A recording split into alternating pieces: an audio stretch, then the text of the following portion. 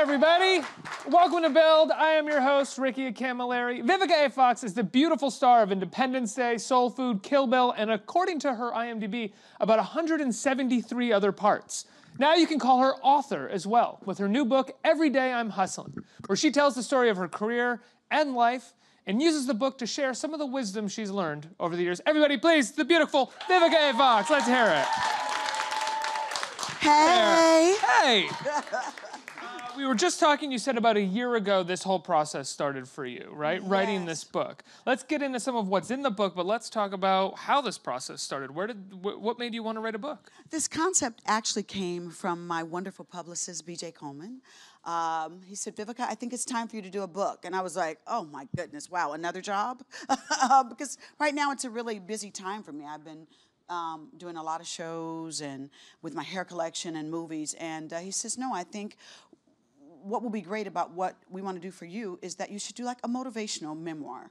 So we actually kind of got in a little bit of a bidding war, and I was very blessed that St. Martin Press came through, and here we are a year later with Every Day I'm Hustling. Now, what is it do you think your publicist knew about you that made him think a self-help book, or a sort of, not a self-help book, excuse me, a motivational book would be perfect for you?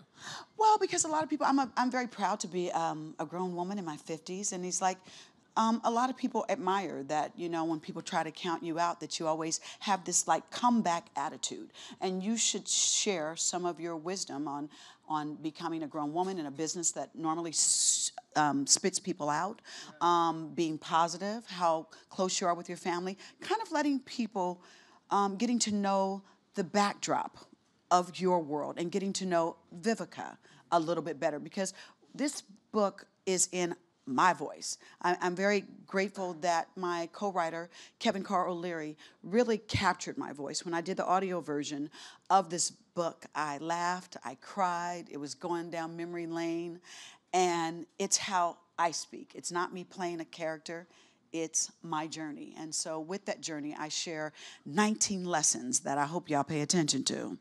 One of the things, well, what you just said here about when people count you out, you always come back. And there's this great part of the book, and I'm always inspired by people who never just settle or never just sort of let the world happen to them. They make themselves happen no matter where they are. You have this point where you talk about how Hollywood can be a bit like high school, and when you're at the, you know, the popular kids table, it's wonderful, but then suddenly you may find yourself not at the popular kids table anymore.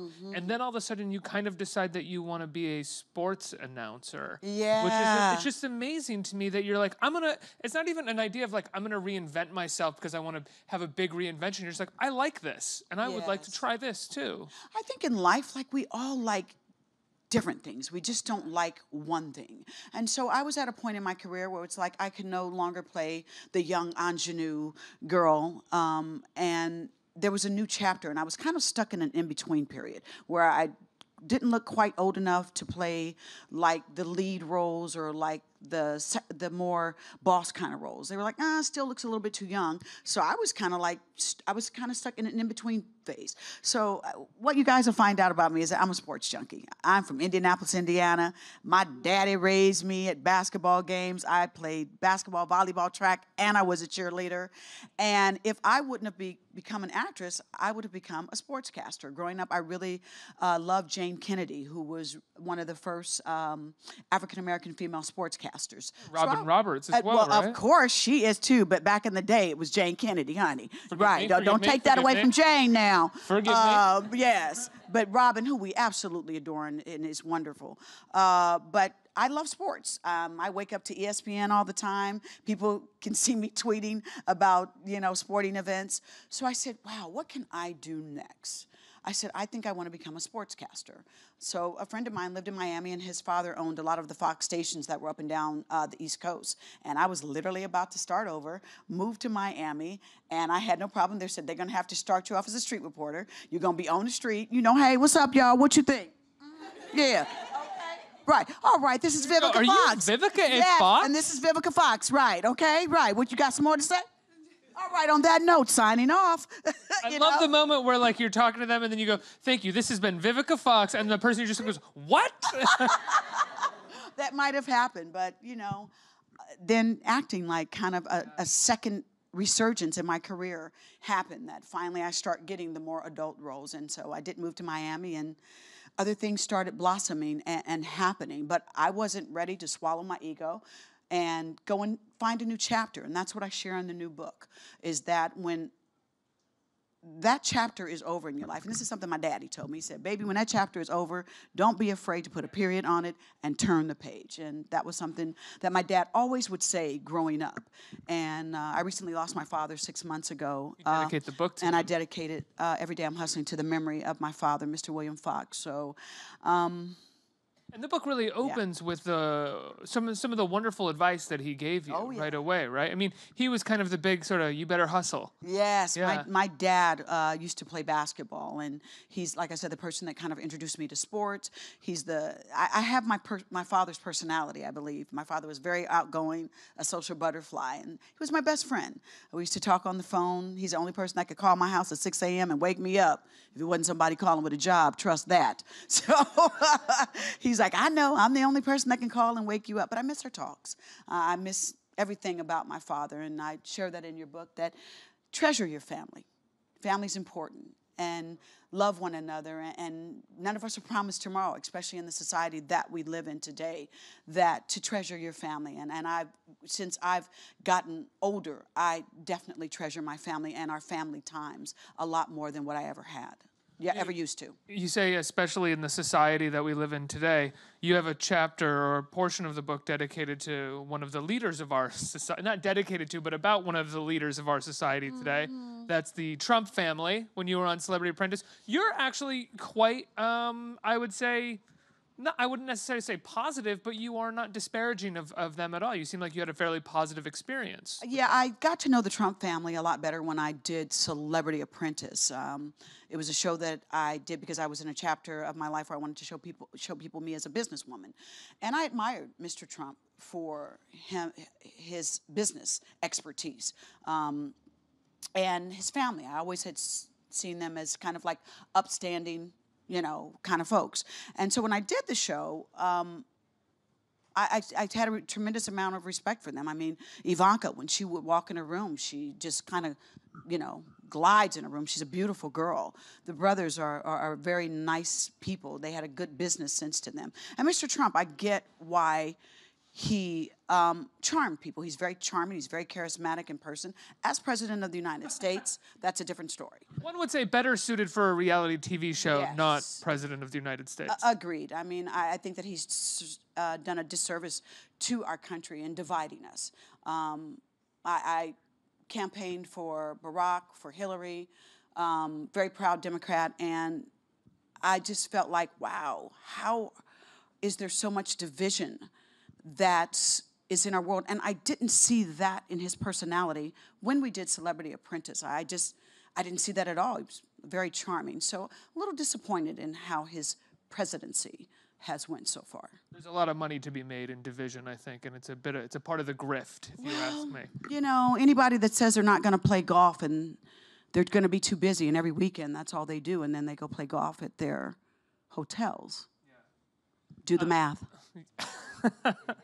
A lot of the book is dedicated to, you bold a lot of the wisdom that you've picked up throughout the book. How important was it for you to sort of use this book to impart all of the wisdom that you've learned over the years?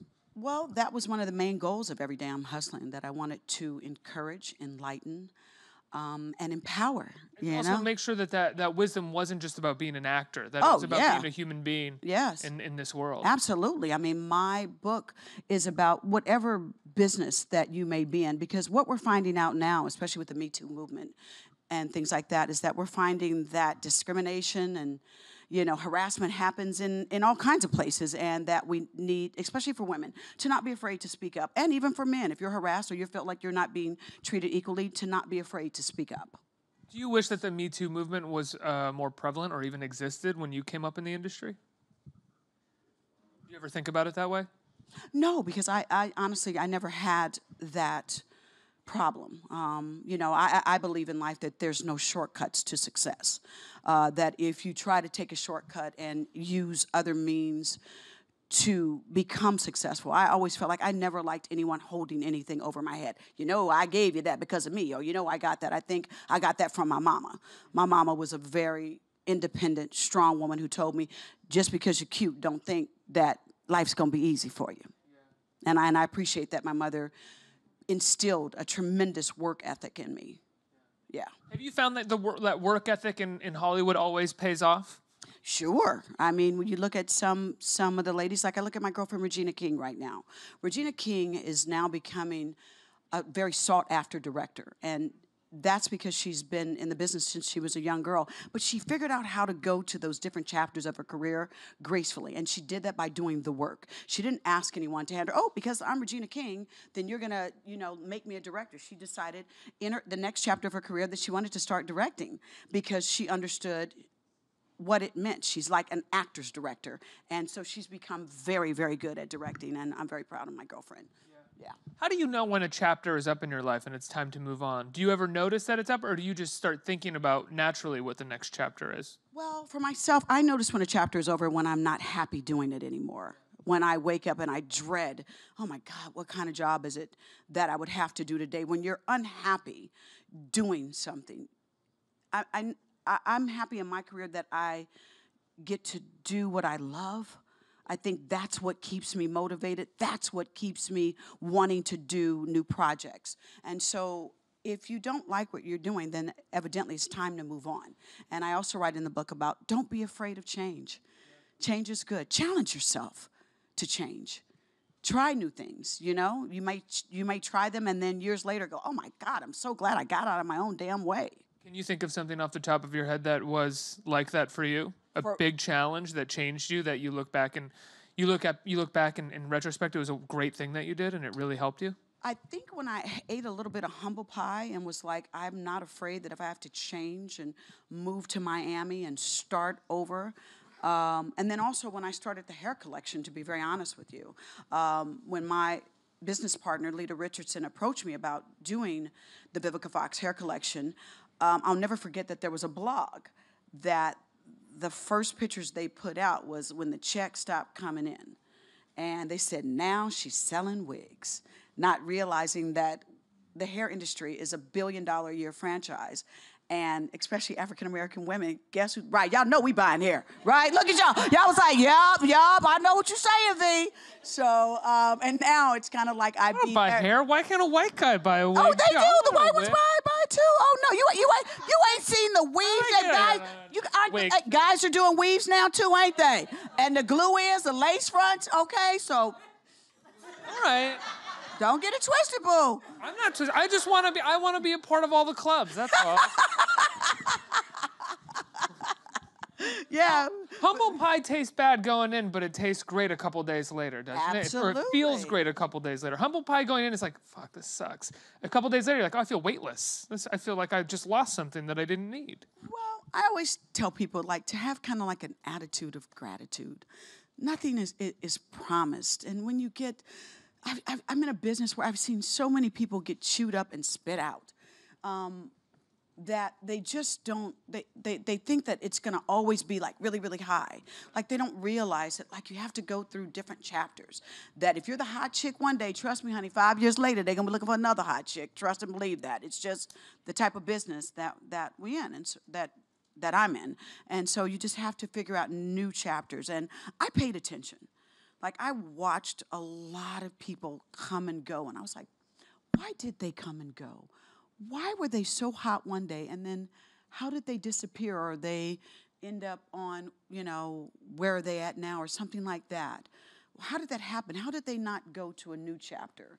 So I also say that in my book as well, too, to pay attention, you know, watch those people that you admire, who was successful. Watch their secrets and watch what they do. Learn. It's often that people, you know, suddenly disappear because unpleasant a fair amount of the time, right? I mean, one of the major... Go ahead. Hollywood is a freelance business, yes. And it's unfortunate that, like, you know, saying someone is difficult has been used in this inappropriate way recently with Harvey Weinstein and the Me Too movement, but it is quite often the case on Hollywood movie sets that they don't want someone to be that difficult just in terms of getting the work done and getting the job done. I absolutely agree with you. And I'm going to tell you guys a really quick story. I will never forget when I met Tom Cruise for the first time. I was doing Born on the 4th of July. And I think I might have had 3 lines, but I was in a Tom Cruise movie. Um, and so, at the time, Tom Cruise was like Top Gun, blue eyes, all this. And so I was kind of waiting. I think they broke us for lunch, and I was just standing against the wall. And this little guy kind of walked over to me, scraggly looking, and he walked over and he shook my hand. And he says, "Hey, thanks for working with us today." And I went, "You're welcome." And then he walked away, and then I went, and it was the eyes. He has the most beautiful blue eyes I've ever seen in my life. And I went, "Wait, was that Tom Cruise?" And he turned back and he looked at me and goes, "I look a little rough, huh?" And I said, "Yeah."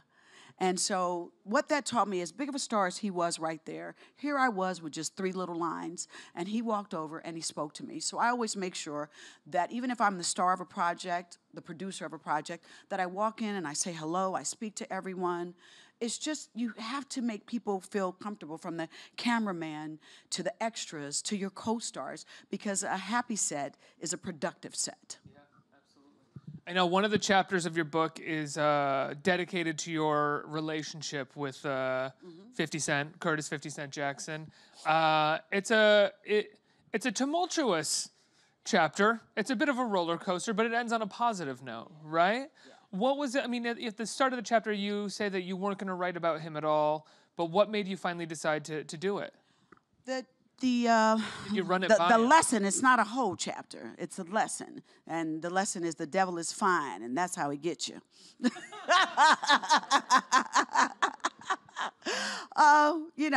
He was absolutely the love of my life, and I have no problem admitting that.